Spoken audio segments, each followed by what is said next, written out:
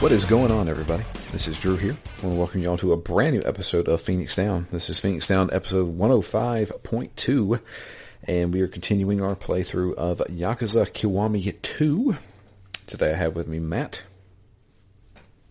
Hello. And so, yeah, I know last week we said that we would have the conclusion to Yakuza Kiwami 2. Unfortunately, we did not count the amount of chapters in this game, so we have two more chapters we have to get through. We both made it through chapter 14, and then the game didn't end, and I was like, oh well, I did this 2 hours ago, and I had to have dinner, so yeah, I didn't finish the game, so we're gonna finish it next week. But I mean, I guess with only 2 chapters left, we could probably finish it and still cover our next one off. Yeah, I mean, we can definitely attempt to. I don't know how long to beat 12 minutes is. But yeah, probably more than 12 minutes. I would assume so. Actually, I'm looking that up. We're halting the show because I want to know how long to beat. And let's look at 12 minutes. Oh, there it is. Main story, 4.5 hours. Main plus extra 6 hours. So we're looking at about 6 hours to beat the game. That's a healthy place. I mean, I'm assuming we could probably do that in probably 3 sittings tops. Yeah. But yeah, so Kiwami 2, the last thing we did was the tattoo artist, which was a padding side quest that really had no bearing on the story whatsoever. Until they shoehorned it in. Yeah, until they shoehorned it in. Somebody steals the design, the son steals the design for the tattoo, the dragon tattoo, and runs off with it. We then try and get it back, beat up the guys, and then they finally admit that there is somebody who has this tattoo, and it's Ryuji Goda, our nemesis for this story. Because I feel like if this game has one sin, it's it's the way that they're pushing all of these side stories into the game. It does this often. I mean, even more again with the section that we're covering today. Yeah. I definitely noticed it. Maybe I'm just thinking about it more, but I'm definitely noticing it more as we play. Yeah, I don't know why. Some of this stuff, I don't know. It's hard to explain. I feel like they're just trying to pad the game out. I really don't know.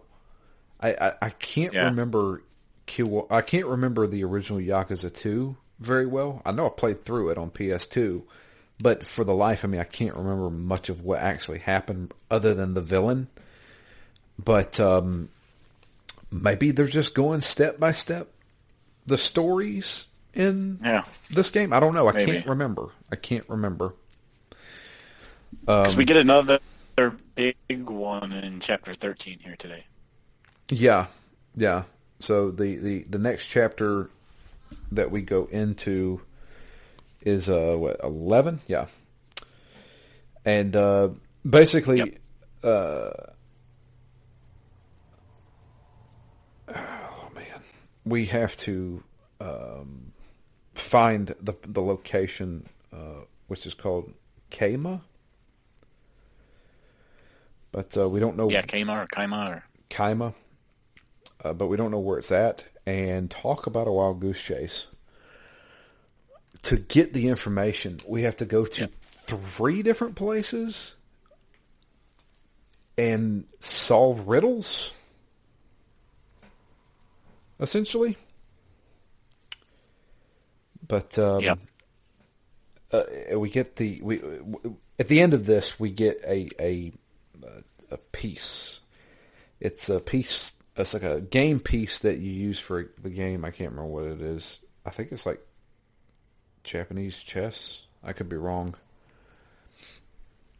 But this allows us to get into the underground game that they have. Shogi game. Yeah. But yeah, so we go into the shogi area, and we finally meet who we're looking for. So his name is Mirai, and come to find out, he is one of the few Jinwan mafia survivors. When the Tojo clan came in and murdered everybody, he was one of the 3 people that survived. And sure enough, he actually got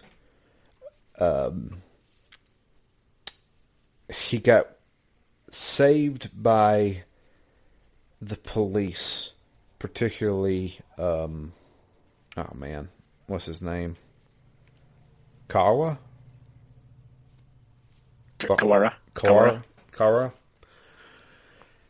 and was put into protective custody. He had a new identity, new name, everything like that, and he's lived out the past 20-something years, basically in hiding from the mafia.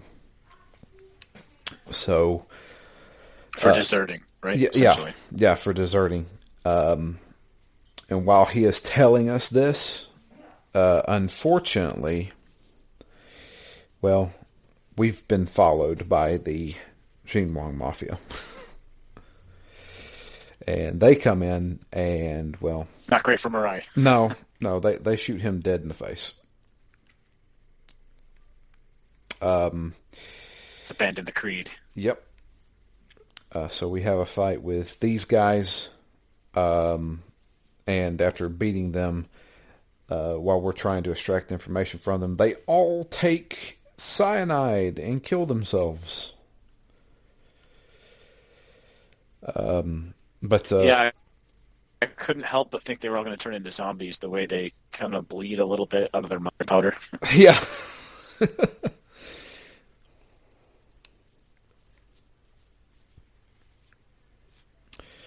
But yeah.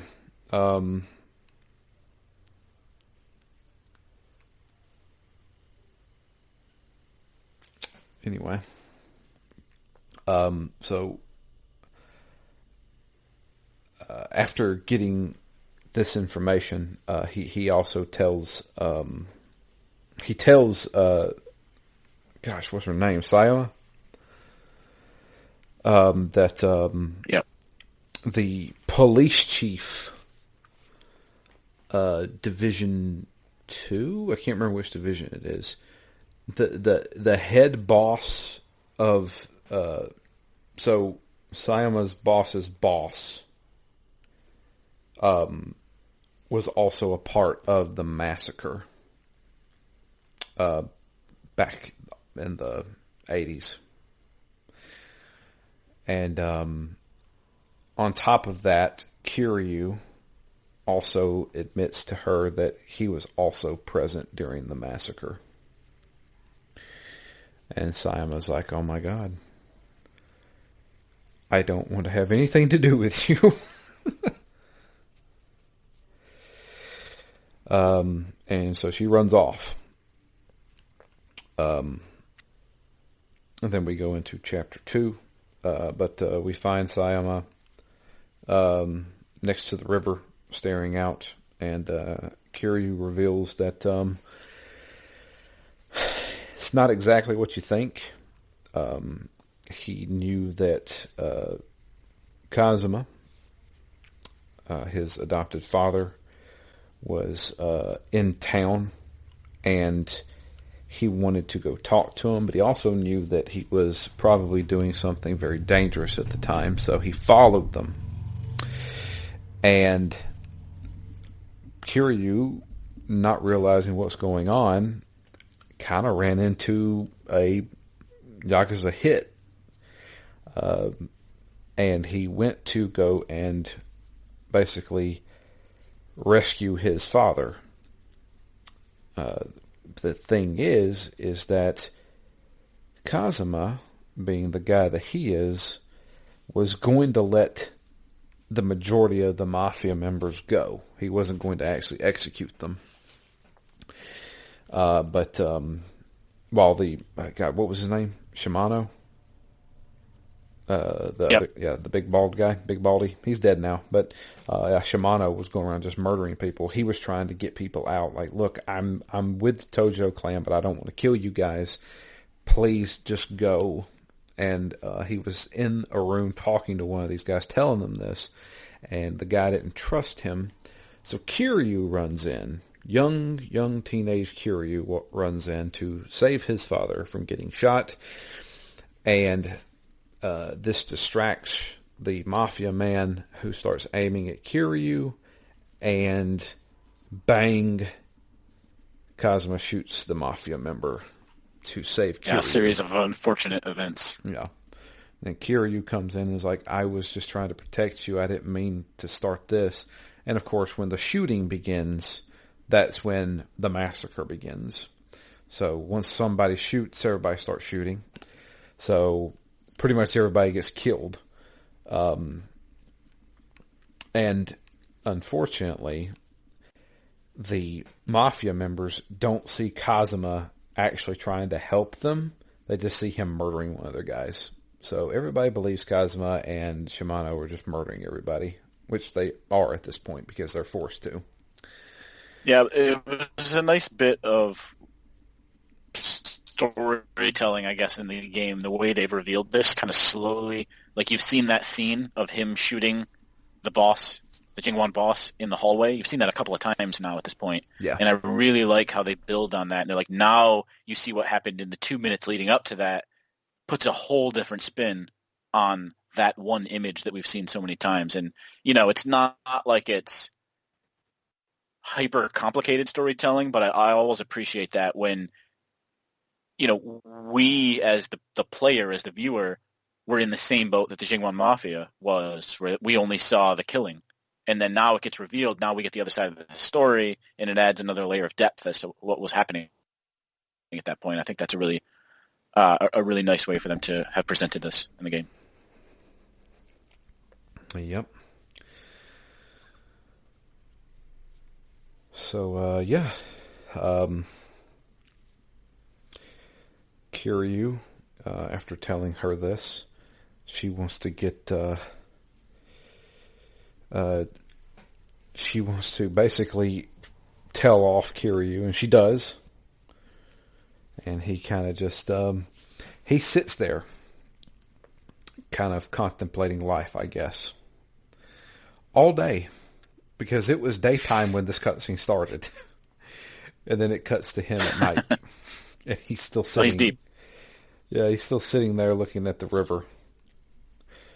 But it's now nightfall, and there is a, I think, God, what is he doing? He's sitting there trying to light a cigarette, and a guy walks up to him, looks like a homeless dude, and as he bumps into the guy, he walks away, and Kiryu looks down and notices there's a knife sticking in him. this dude stabbed him and started walking away. And Kiryu, now being stabbed in the gut, falls over. And he wakes up and finds himself in the bar that Sayama's mother runs. Yeah. Aoi? Aoi. But, yeah.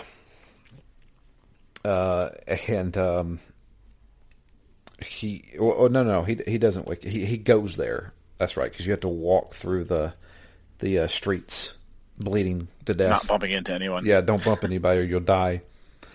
But yeah, we make it there, pass out. Then he wakes up. They have removed. He removes the knife, which I was like, that's dumb. Why would you do that? Rule number one, guys. Anybody out there? If you get stabbed by something, do not remove it. If you leave it in, you don't start bleeding out. I don't know why I see this constantly. I guess because it's the shock of seeing something stabbed in you. Yeah. In intrinsic nature, like, I don't want this in me anymore. Yeah, I need to pull this out. But no. If you get stabbed by something, whether it's intentional or unintentional, leave it in until you get to a medical professional. Because right now... Or whatever suffices in this game. Yeah, because right now, you are not bleeding out. Sure, there may be some internal bleeding, but you're not bleeding and your blood is not leaving your body. Anyway. I guess one counterpoint to that in this game is that when Kiryu stabs somebody, he then does a tiger knee into the knife and jams it further in. This is true, so you can't pull it out. It's basically plugging up the hole. Yeah. So he'll be fine. He just has to live the rest of his life with a knife in him. Yeah, never take it out. Yeah. Also, never get tiger kneed in the knife. Yeah. Gut. That is a hardcore, like, little heat move right there. Anytime you stab somebody with a knife. Yeah. It's funny because most of the time in these fights, you get the sense that he's not actually killing them, right? It's like he's knocked them out and they're laying on the ground, and eventually they'll get up and like lick their wounds and walk away. But after that knife and then the knee, there's no getting up from that. I don't think he's straight up killed him. Yeah. So, yeah. So we wake back up. Sayama's mom's there. She hands him a note that was in his pocket, I guess left by the hitman, which I guess they assumed Kiryu wasn't going to die from this because they're like, "Hey, we have your little girl Haruka, and we're going to kill her if you don't show up here." I'm just like, well, why did you even stab the guy then? if you knew he wasn't going to die, do you want him to come or not? Kind of mixed messages here. Exactly. So yeah, but yeah, Sengoku, the other Omni Alliance leader, what do they call him? He's one of the four kings. 4 kings. I don't know. That was a while back. Yeah, I can't remember. One of the 4 heads of the Omni Alliance, though. Yeah, and so he has kind of taken upon himself to kind of just jumpstart this whole taking over Kamurocho. Yeah, he wants to get Kiryu out of the way. So he kidnaps Haruka, and this is like the 5th time this girl has been kidnapped. Yep. But so yeah, we have to go and meet up with Sengoku. But yeah. Then you get one of the stranger fights so far in the series. Which one's that one again? 2 tigers. Oh yeah, that's right. Well, we got to make it there first. Don't we have to go beat up a guy at the golf center or something? Because he's working for Sengoku. He's like, yeah, you got to meet me, and then we go meet him and beat him up. And he's like, okay, I'll tell you where they're at. So they're at Osaka Castle. Just a minibus. Yeah. So going to Osaka Castle, This is the weirdest cutscene I've ever seen. Yeah, there's about 4 cutscenes in this last playthrough that I'm like, I'm not sure I understand this, and it also makes me think they definitely could have turned into zombies. Like, this cutscene in particular, I'm like, what is happening? Are we playing Persona here? Yeah. So it's already very dark and almost stormy when Kiryu pulls up to the Osaka castle, which is already a gigantic building. And when he approaches the door, a beam of light cuts the door, or cuts the building in half.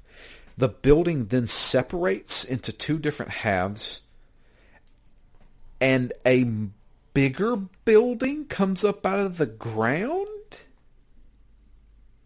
This didn't really happen, right? Like, this must have been him hallucinating, but there was no reference to it. Was it blood loss? He was just hallucinating from the blood loss?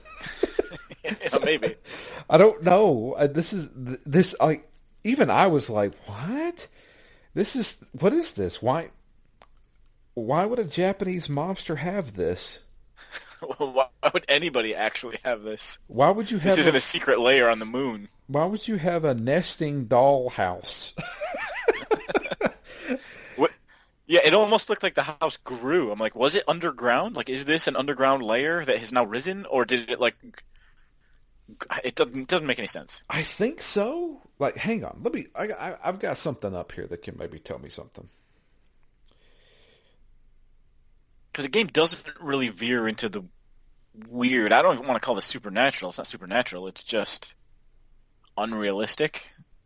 You know, they don't even mention this. So, there's one looking cash on the bounty, beat up his goons. Mahjong guy chapters back, fight him and he'll spill the Harukas at Osaka's castle, head to the nearest taxi and take it. So, okay, this is probably the goofiest this series ever gets within the story, but here we are. You'll automatically head inside and begin the battle. Oh, so he just skips over. Whoever's wrote this fact just completely skips over the fact that there is a building inside of a building underground. So, like, I don't know how, like, if you haven't played this game and you're listening to me explain this to you, imagine a very large, probably 3-story building that splits in half and both halves shift to each side. While this is happening, a larger building emerges from underground. So now you have 2 halves of a large building beside a much larger building that came from underground. And the outer parts are empty. Yes. So how did anyone else ever get into this building? I don't think they did. Maybe it was just a mock building, and everybody just drove by it saying, that's a big building. Yeah. That's all. Maybe there was a secret entrance elsewhere. I guess. Like, even Batman doesn't have something like this. Yeah, he knew to just leave it underground. Yeah. Whatever. So yeah, we go into this area, and this whole thing feels like a fever dream, right? Yeah, it feels like a fever dream. It was the second time I got a weirdly like Resident Evil vibe. Like, this feels like an underground layer that they would do in Resident Evil. Yeah, it looks like the nest. Yeah, like this is the entrance to the lab. And then before, when we were getting like passwords and opening doors, I'm like, wow, this is a little atypical for I've played of Yakuza. Feels a little bit like Resident Evil, getting clues, opening doors. Yeah. Now we're in this weird, what looks like haunted mansion, and there's ninjas running around. Just straight up ninjas. Yeah. And dudes in armor, like Japanese, like feudal Japan armor. And I always wonder, because I mean, this is so many games, throughout my whole life. But what were they doing 2 minutes before before he showed up? I don't know. Waiting on him? Were they already in their gear? I mean, I guess they knew he was coming because of the message. Yeah. But just standing around in full gear, just kind of waiting for him? A better question is there's a room later on in this game, in this area, where there's a Gatling gun, and it's aimed inward. Yep. Not defensive. Why would they build this? Why would they build a Gatling gun turret that faces into the building as if they're inviting intruders to come onto the Gatling gun to shoot us?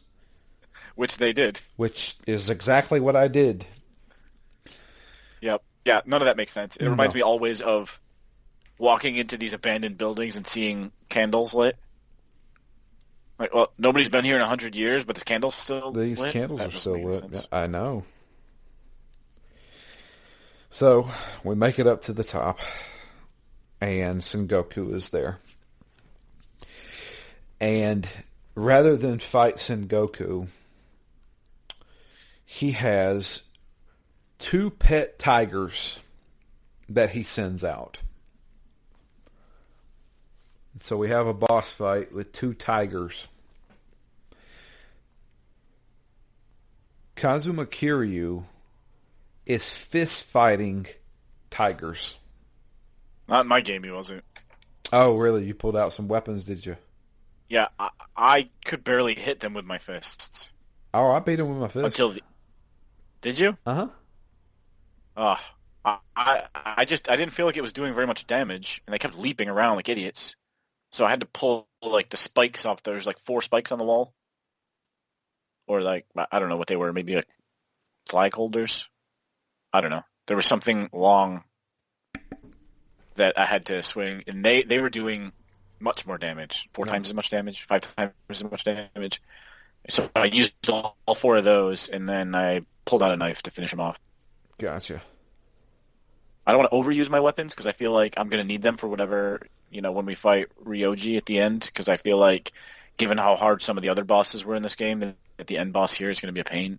So I'm trying to save all my best weapons, which I haven't really needed to do that in the game, but I do still really like that it's in there, because I'm always picking up weapons and dropping my worst ones, and I'm always looking at weapon management, knowing that it's limited, and whatever I can pick up that's great, I want to save for a really key battle. Right. But in this case, I was like, I'm just going to expend one because these tigers are too jumpy. Yeah, I was able to beat them. But yeah, we get an awesome QTE where we drop kick a friggin' tiger. And then the last one you punch right in the face as it's leaping at you. It's leaping at you and has its mouth wide open, getting ready to bite you. And Kiryu just punches, like Superman punches this thing in the face and knocks it out. And I also like how Sengoku squeaks and gets really nervous and just runs away. Yeah, he runs away. Haruka away. Yeah, he grabs Haruka. I would too if somebody just beat up 2 tigers. Yeah, this dude is crazy. How can I ever beat this man? Also, who installed the Gatling gun backwards? Yeah. He's got bigger things to worry about. Yeah. So, anyway, Sengoku leaves. He runs away. Runs back into his office area.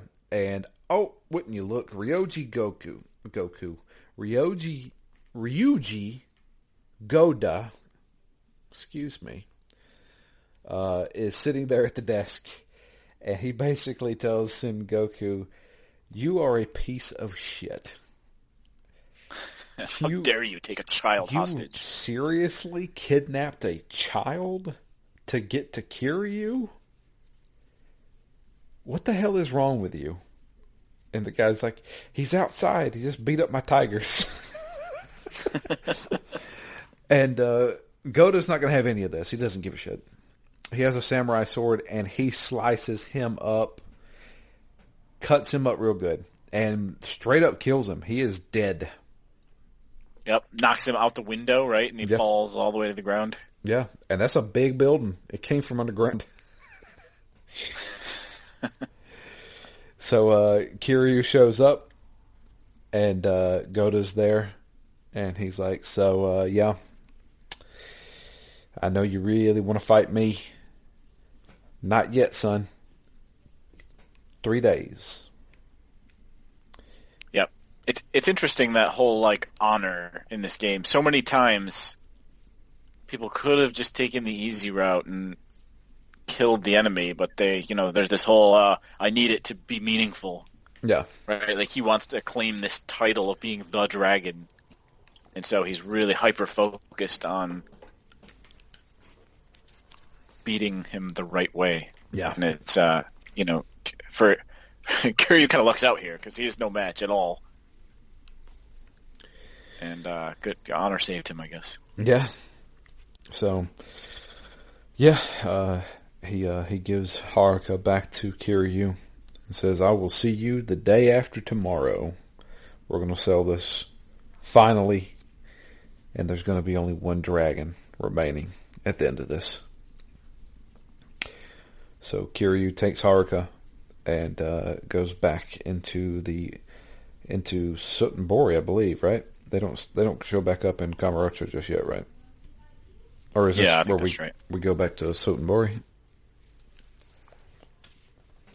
So yeah.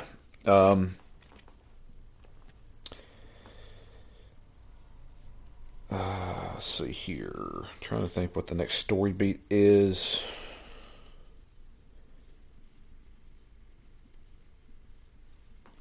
The next story beat is, the really weird. So, we're basically recuperating again. Uh-huh. So we're in Aoi again. Okay. And this is when you start to get the conversation around, what's her name? Sayama? Sayama. Yeah, Sayama. We start to get the conversation around her and her father's still alive, and she runs off. That's right. She runs off. And then we have our weird, again, this is the one I was referring to, a really weird set of side stories here. This entire chapter is padding. Yep. It is. Especially because it's just that moment with Sayama that matters. Yeah. Everything else is basically just buying time until we can continue the story with her.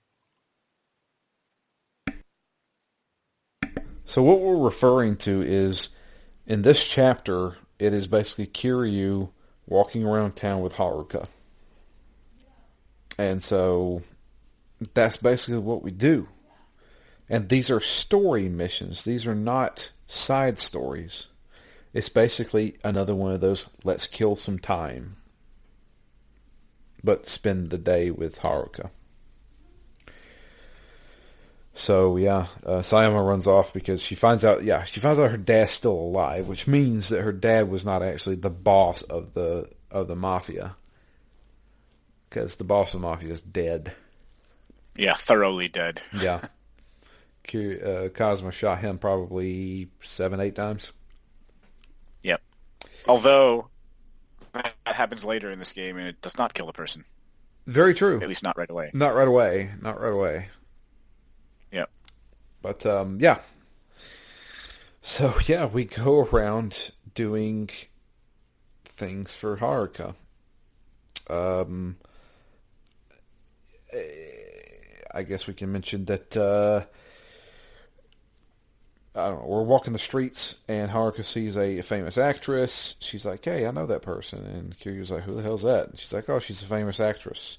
And she's there talking to an agent, and the agent sees Haruka, and he falls in love with her. He's like, "You are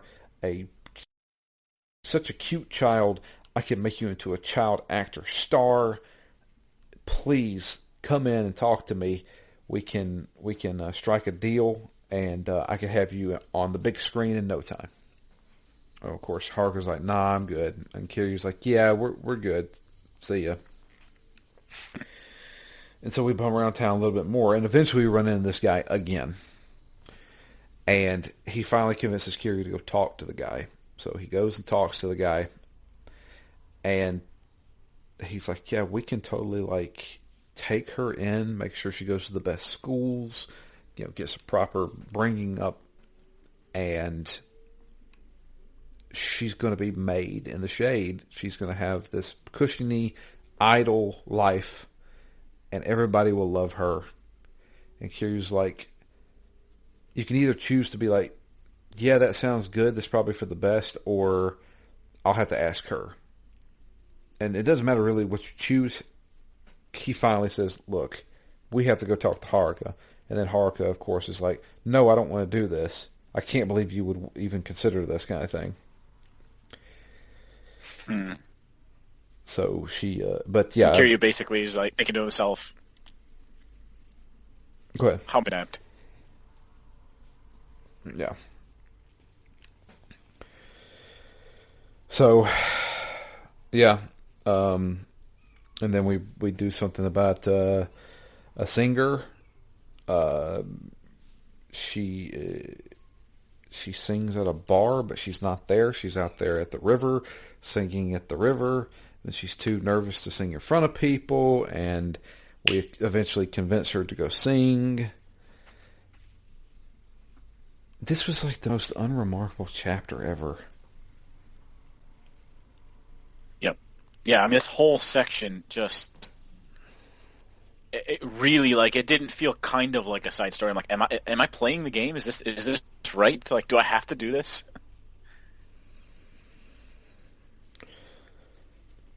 So, eventually we get back to the story itself, and that is that I think Kiryu gets a phone call, I believe, and it's the police chief, Kurahashi. Yeah, who from Division 2, the boss of the boss. He calls him and tells him that, hey, I have Date, and yeah, we're gonna kill him. And of course, Kiryu's like, I'm a survivor. Yeah, Kiryu's like, what the hell? He's like, yeah, this has all been part of the plan for the longest time. And if you ever want to see Date again, come get me. Everybody kidnaps people and says, come get them. I don't get it.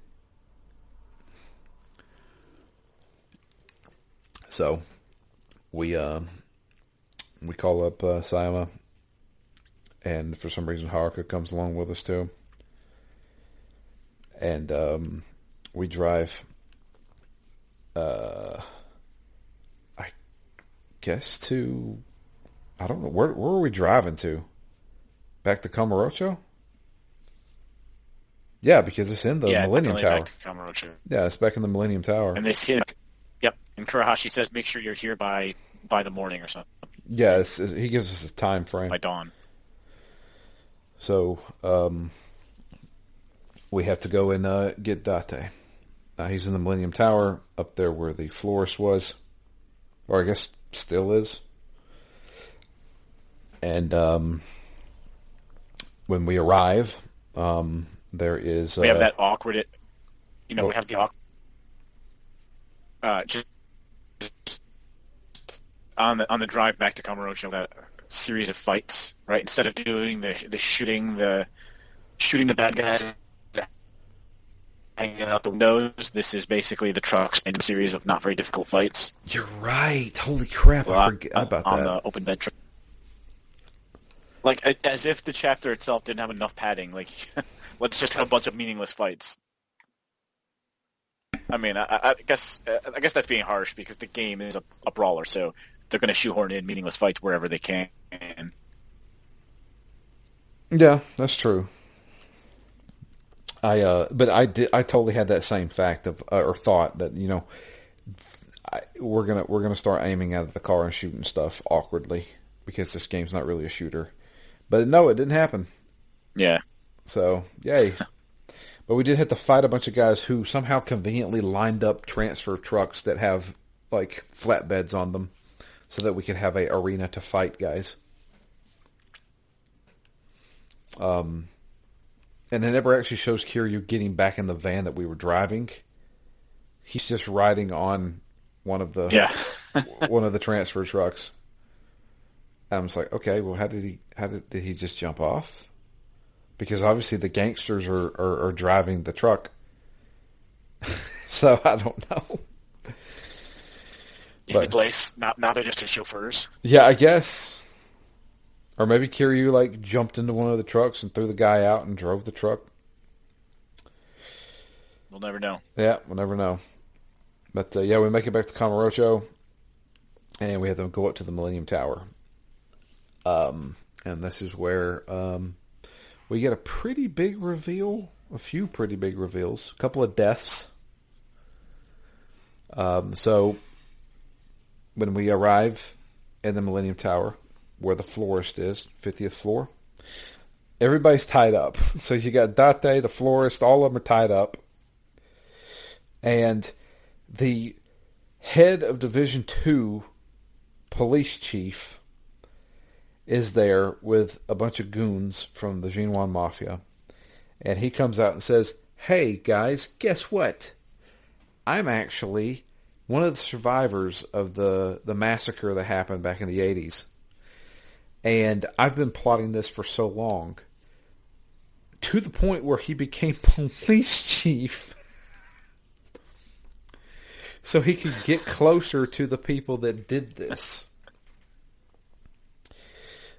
And one of the big things is that he really, really wants to get with Kara, because that's the one who murdered a lot of his guys. So if we remember correctly, Kara was known as the killer. He was Killer Kawara, right? Yeah, he killed without asking questions. He'd bust into a place and just shoot all the perps, and wouldn't ask any questions whatsoever. Well, come to find out, all those were Jinwan Mafia guys, and there was a very distinct reason why he did this, and it's because we remember a cutscene earlier in the game where it shows a woman during a police raid, also during the massacre, who is trying to hide her son from the massacre that's happening. She's one of the wives of the Jinwan Mafia guys, and Kara shows up, and she's about to throw the kid out the window. And Kara comes up. A daughter, right? No, that was a son. That was a boy.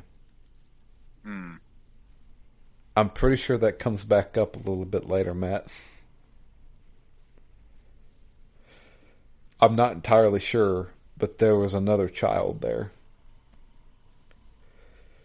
Because, yeah, okay. Maybe there was two. Yeah, because, well, it wasn't there. She was not born yet. So,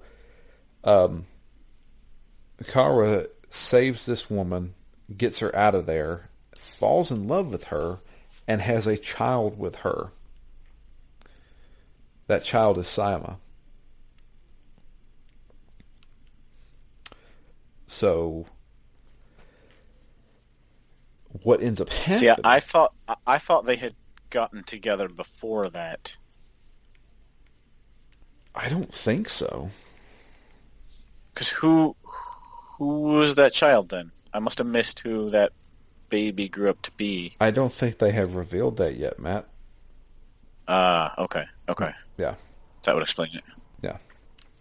I thought that was the reveal of who that baby was, but... No. This is... Because I think Kiryu is significantly older than Sayama. Because Kiryu back then was probably, 15, 16? Mm-hmm. And I think Sayama was born in, probably 88, 89, something like that. I'm not sure. But they had a child together. He is her biological father. Because they make a point of it being she's not part of the mafia. She doesn't have that bloodline in her. But what ends up happening is because Saya's mother was considered a deserter of the Jinwa Mafia. They sent guys from the mainland over to Japan, found her, and murdered her. And, well, the killer detective didn't like that one bit. So that's when he became the killer detective and said, any Jinhua Mafia guys I run into, I'm going to murder them. So that's when he. And I'm glad he came back up and had some justification, right? Because kind of talking about that last week, or like he must play a bigger part than he has so far. Yeah. And so I'm glad that he has this arc to where he's right or wrong, he's doing it out of a deep passion for Sayama's mother. Yeah.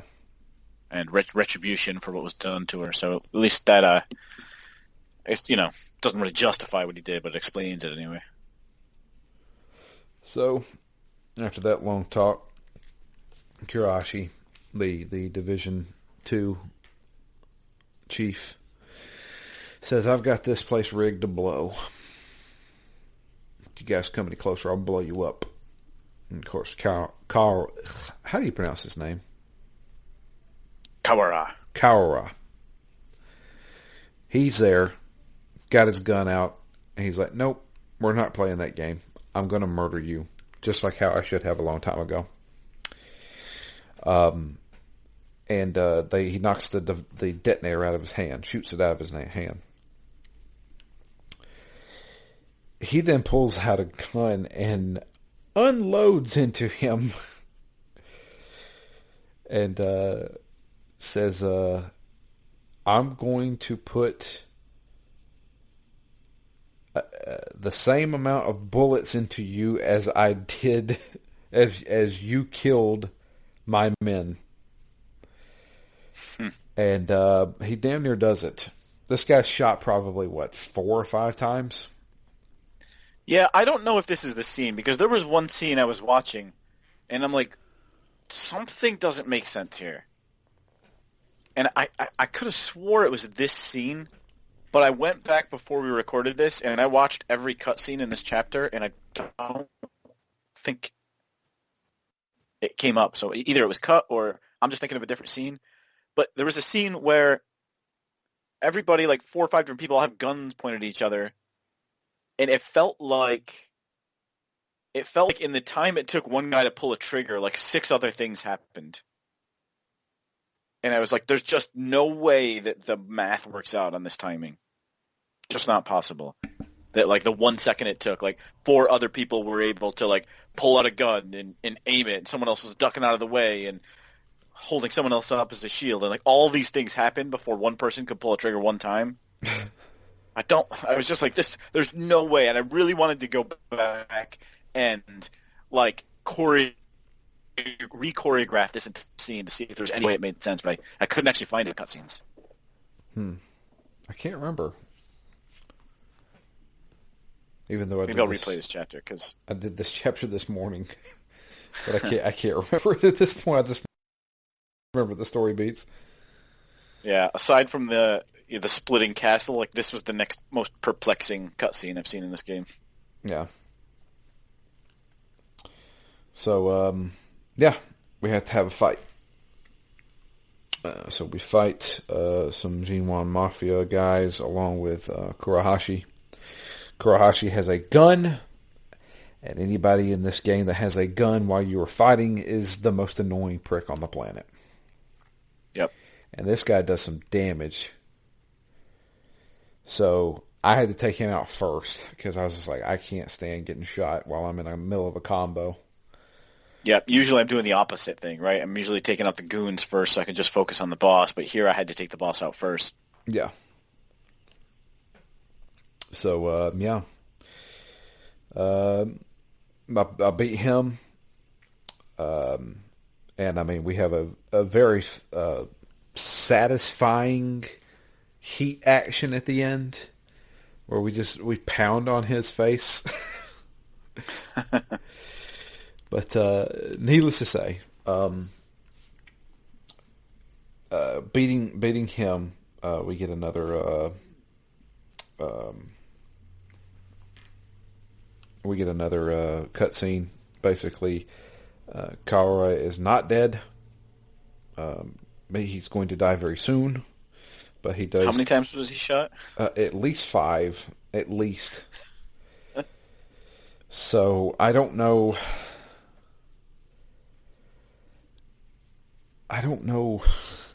How he survived that long, but anyway, he's there long enough to basically tell his life story to Sayama and say, yes, this is true. I am your father. And this is the reason why I did this. This is the reason why I did that.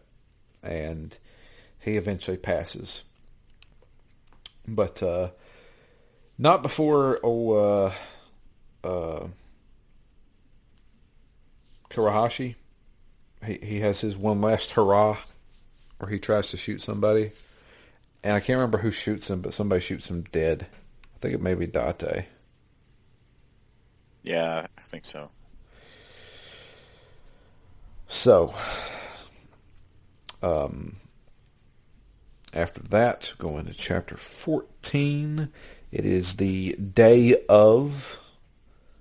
Not the day we have our final fight, showdown with the samurai showdown, because I said final fight, haha, and then I just did samurai showdown, with Ryuji Goda, but Goda is going to begin advancing on Kamurocho.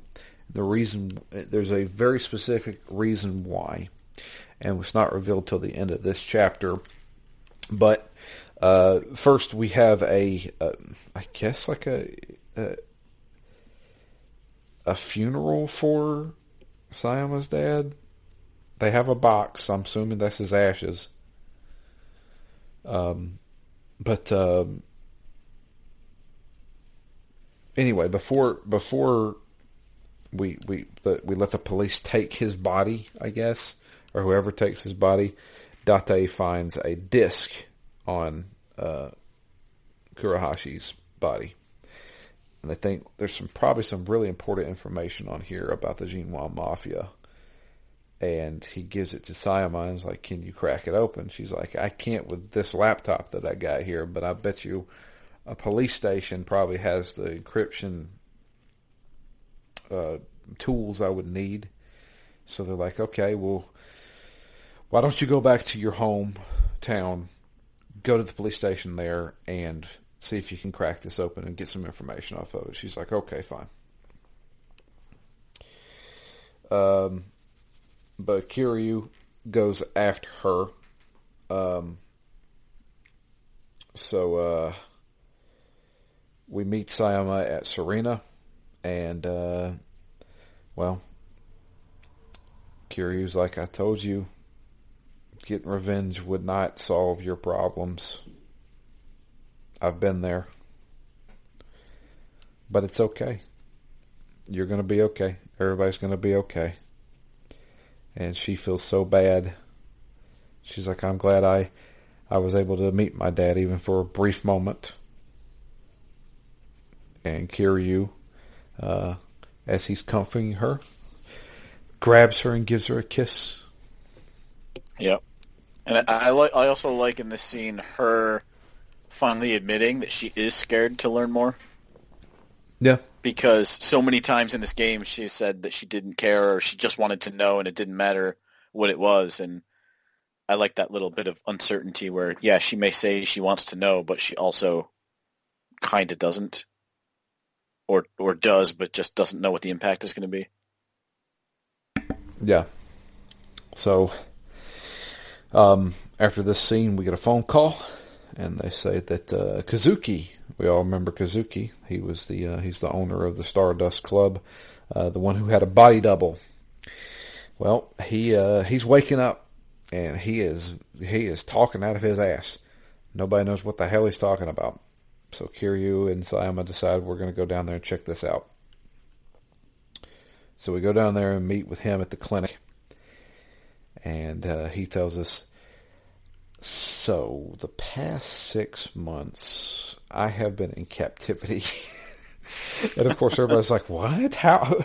He's like, yeah, everybody who's interacted with me has been interacting with my body double who works for the Jinwan Mafia. And they're like, okay, that's crazy. So also convenient. Yeah, also very convenient because he says, I heard what they were planning. Okay, what's that? They have planted bombs all over Kamurocho.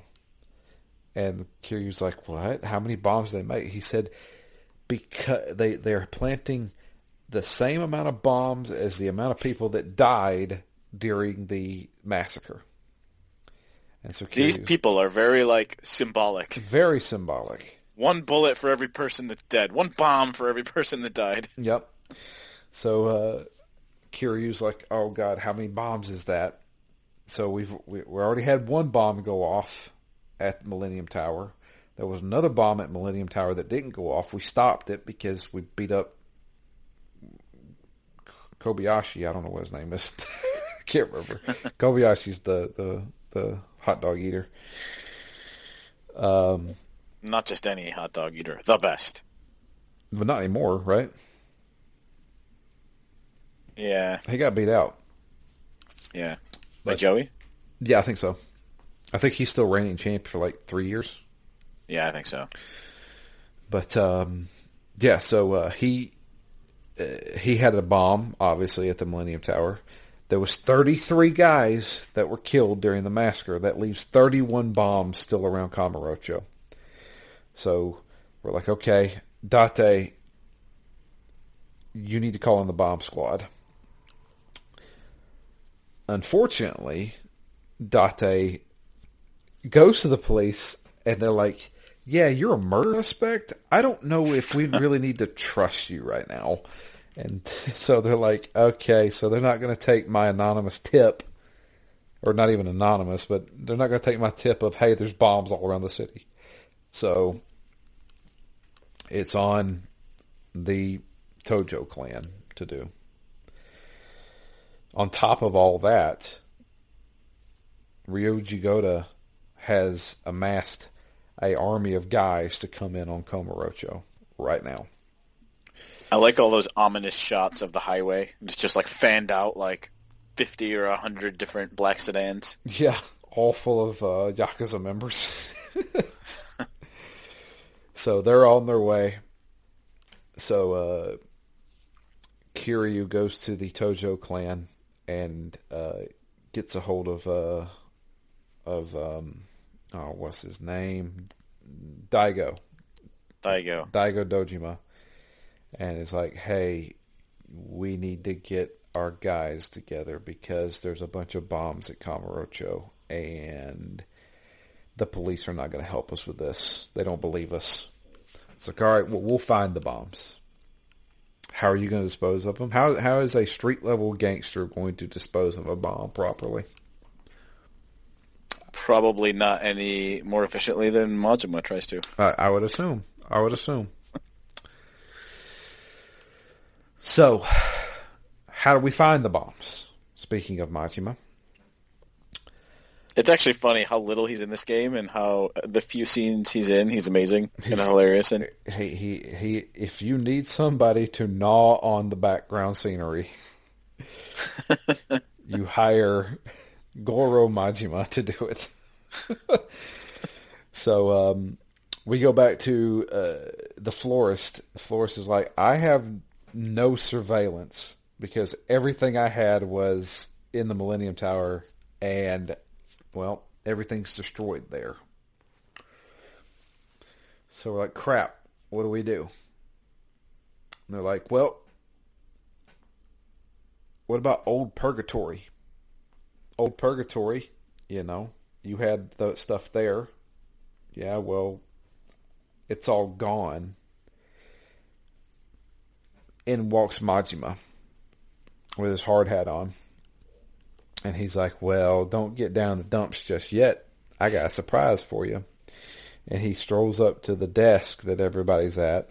And he slams his head into the desk.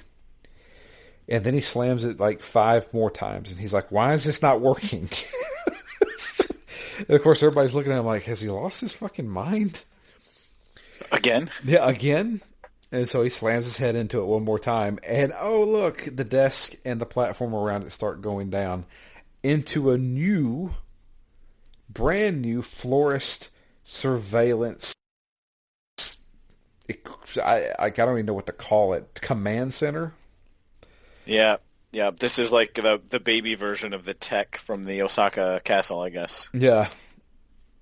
So Which I guess has been throughout this. I mean, we've taken a few like hidden elevators before. dude, we rode a boat that went into a fighting arena underground of friggin' river. Lest we forget that. So yeah, this has some happened. good architects in this city. Yeah, this has happened before. So all of it, like not on the books. What contractors did you pay to do this kind of work? And how did you do it so secretly? Exactly. So, yeah. So Majima, he's like, yeah, I figured I'd keep on with the florist work. So I kept all this stuff. And the florist is like, this is great. I can use this to find the bombs. So we got a solid plan. Here's the problem. Nobody knew this, but the Omni Alliance is coming in, particularly the Goda family. So now we're getting phone calls of, hey, not only are there bombs all around the city, also we got a whole army of Yakuza guys coming in and just destroying everything. So we need help.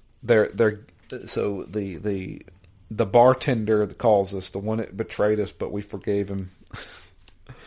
He calls us, hey, they're beating me up, so we got to go save him. Stardust is getting attacked.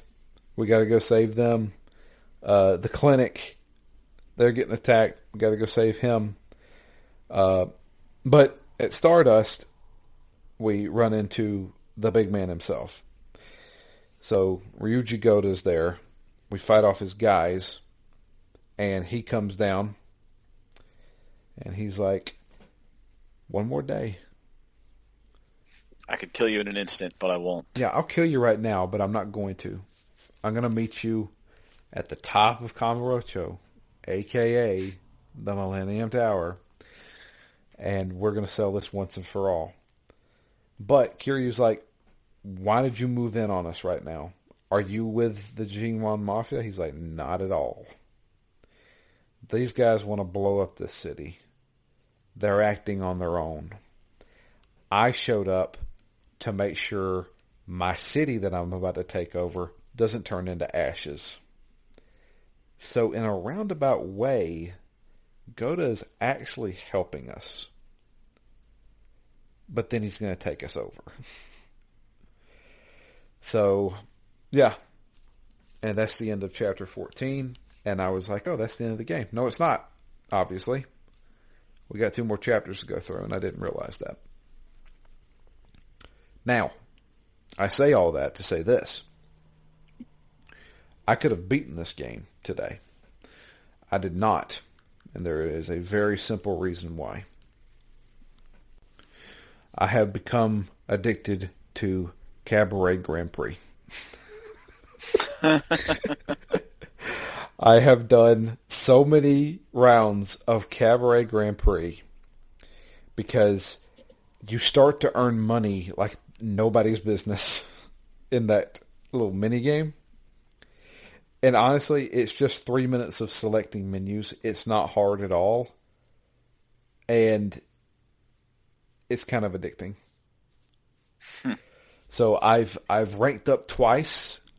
So I'm no longer in the Fresh League anymore. I have ranked up to the 3rd league.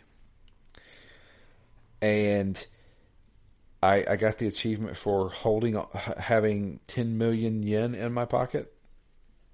Because wow. I earned it all from doing the cabaret stuff. That's crazy. I was going to say that before, that like money hasn't been super important for me in this game, other than a few weapons that I would have liked to buy that were like 3 million. Yeah. There's a couple of nice swords that I saw, but I feel like for the whole second half of this game, I've been almost exactly at about 200,000 yen all the time. So here's the deal. If you put a little bit of time into the Cabaret Grand Prix, I put about an hour and a half into it so far. I'm to a point now where in 3 minutes, I make about 1.5 million yen. That's crazy. Yep. What else can you use it for in this game? Would you use it mostly for just getting weapons and outfitting yourself, or is there I don't know, like a new game plus type of scenario where you can take down bosses, but you need those weapons, so you need the money to get the weapons? Is there post completion content? So the reason why I'm doing this is because I am going to, and I still plan on doing this since especially I have a little bit more time because, we didn't finish it this week. My plan is to purchase every single thing in the menu. So every battle skill, max up my stats all the way, and all the adventure stuff, which I have maxed out all of my stats already. Yeah, I maxed out all the base stats. Yeah. So what I'm doing is that I am earning enough money to then go and purchase two things.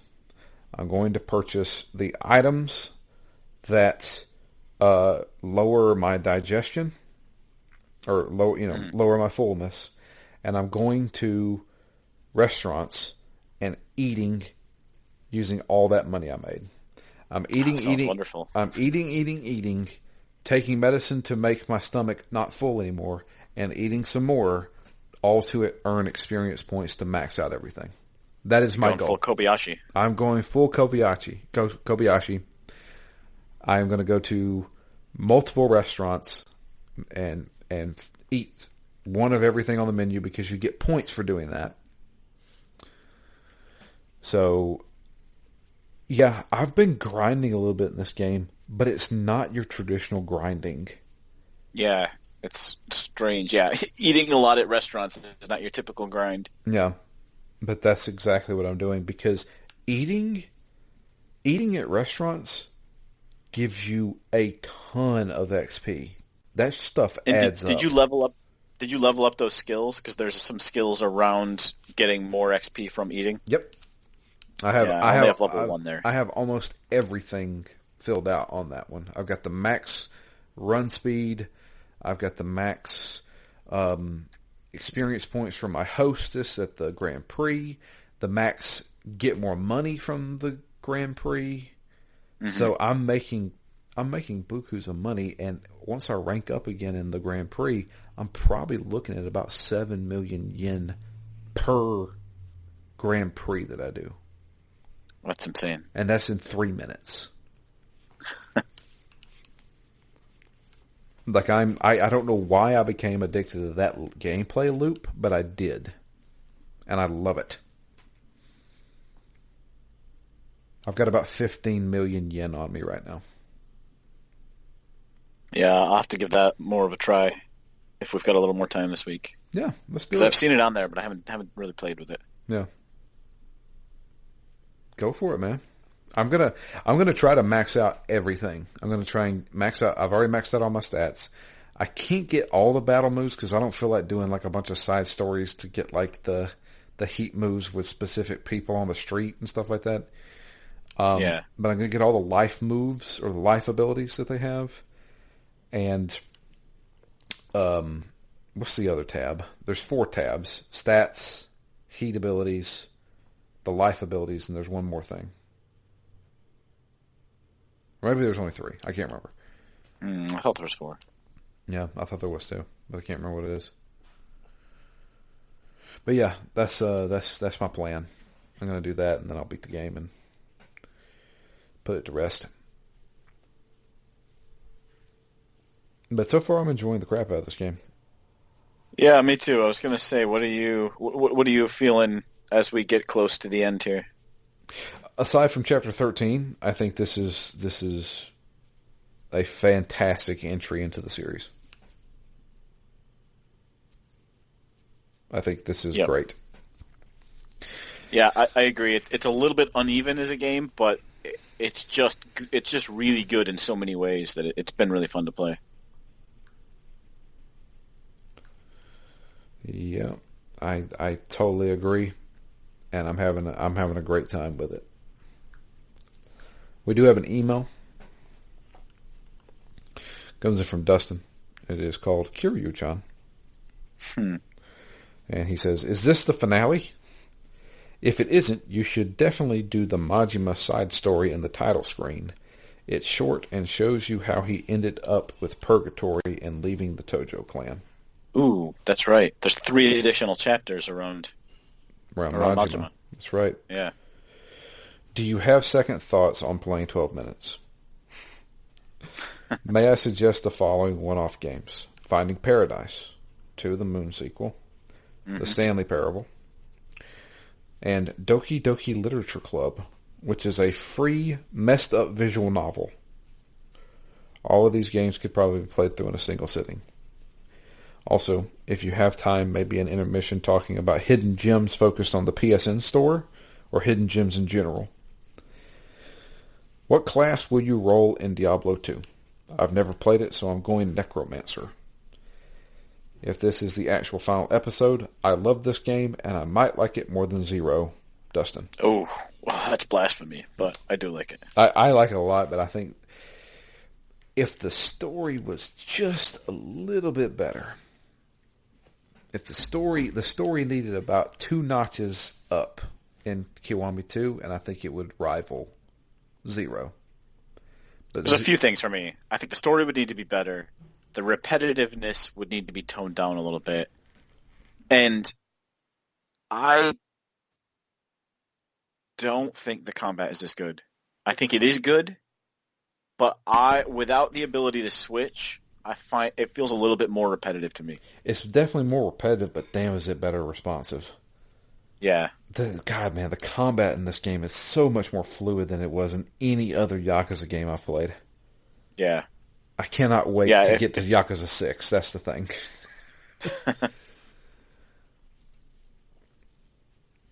We might have time for another one-off as well. I mean, depending on when we actually get started with Diablo. Yeah, that's true. Because Diablo doesn't come out for another 3 weeks. Yep. So I have had the Stanley Parable on my list for years. I've played the Stanley Parable, and I don't see what everybody's hyping that game up about. Yeah, sure, it's funny, and it's fun for like a 1-hour romp of let's see what happens here. But I could not everybody raved about that game for years, and I was just like, I don't get it.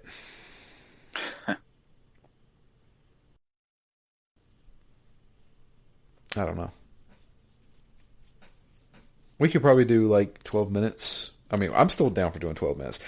All right, so full disclosure, on the N4G radio the past week, Ken and Anthony both talked about 12 minutes and how it had some pretty major flaws in it. And Ken said that the ending he thought the ending was bad, but he said it's definitely polarizing. Some people will love it, some people will hate it. But he did beat it. I think he beat it in probably like 2 or 3 sittings. But I don't know. The reception on the internet has been a little cold to it, but I still really want to try it. Yeah, I do as well. I think we should definitely do it. Yeah. I just wonder, there may be some room to fit another one in, not instead of it, but in addition to it. Yeah, absolutely. And there may be. We can definitely give it a shot and try. We'll see how we feel once we get to it. But as far as classes in Diablo 2, Matt, what are you going to play in Diablo 2? I'm probably going to go Necromancer. Look at you. I've never played it before, but it just feels right. I don't necessarily just want to go... I don't know. I want to do something a little bit different than I've done in some other games. I'm trying to think back to what I even played in Diablo 3. Well, you've got Barbarian, you've got the Monk, Demon Hunter, the Witch Doctor, the Wizard, Crusader, and then eventually the Necromancer. I either went Wizard or Crusader. Gotcha. What do I remember? Maybe I've gone both. So I'm not entirely sure what I'm going to go with yet, but I'm leaning toward either Druid or Paladin. And I don't know which one I want to go with. Because, and I'll say it again when we talk about Diablo 2 for Phoenix Down, I played a lot of Diablo 2 in 2000 and part of 2001. And I only played Necromancer. I don't know why. I was a dumb teenager that didn't think to try anything else, but I became addicted to that game and only played the Necromancer class. I never made another character in that game. That's crazy to me. I always want to try them out and just figure out, like, I always feel like in this type of a game, I'll start one and be like, oh, this is good, but is the other one better? And I'll end up making like 4 or 5 characters and playing like a half hour, an hour, and then picking one and going forward. The great thing about Diablo is that there is no such thing as a better class. They're all amazing, and they're all broken in their own ways. That's one thing I have to give. Like, it's been a long time since I played Diablo 2, but Diablo 3, what makes that game great is that the developers of that game basically said, here are the tools to break this game, break it. And it'll be fun that way. And instead of saying, no, you can't do this, and nerfing something, they say, okay, this is really overpowered. We're going to make 4 more difficulties that are going to be harder to counter that. We'll compensate a different way. Yeah. Exactly, and I like that's the greatest thing, because if you want to feel like a badass, you totally can. And it's been. I don't want to say this. It's been 20 years since I've played Diablo 2. Holy shit! But yeah, it's been 20 years since I played Diablo 2, and I don't remember much of it. So, yeah. But I'm excited to jump into it. And I think I'm probably going to treat this more like Diablo 3, where, sure, I'll probably go with a class to play with through Phoenix Down, but I'm sure I'm going to make other classes just to try them out. More than likely, I'm going to become obsessed with the game and probably try to get 1,000 achievement points in it like I do in every Diablo game. But yeah, excited for that one. I'm still excited for 12 minutes. I think it's going to be cool. Yep, me too. I understand there's probably some tedious parts in there because you're replaying the same thing over and over again. And there's like, it's one of those things of like you try something different this go round, but then you still have to wait 5 minutes to get through the stuff you've already done before to try that one thing. So we'll see. But yeah, that's going to be it for us. If you'd like to follow us on Twitter, I am at DML Fury. Matt is at REMGS. The podcast itself is at ZTGD Phoenix Down. And if you want to send an email, it is drew@ztgd.com. Please send us some emails. This will be the last episode for Yakuza Kiwami 2 coming up. We're going to finish it up. Anybody out there who has played along with us or has played it before, please give us your thoughts on the game. We would love to hear from you. But I think that's about it. Yeah. I appreciate everybody listening. And I also wanted to give a nice little shout out. We have a new listener. Her name is Andrea. So welcome aboard, Andrea. I hope you enjoyed listening to this Phoenix Down, if you even made it this far. But we'll see. If you would, please tweet to me. I am at DML Fury. Anyway, I was told I could do that, so I'm going to go ahead and just do that. So if there's any secondhand embarrassment, I'm sorry, Matt. But that's okay. Anyway, but we're going to get out of here. I appreciate everybody listening. Thank you so much. And yeah, we'll be back again. Until then, I'm Drew. And I'm Matt. And we are out of here. You guys have a wonderful week, and we will be back with the conclusion, promise this time, of Yakuza Kiwami 2.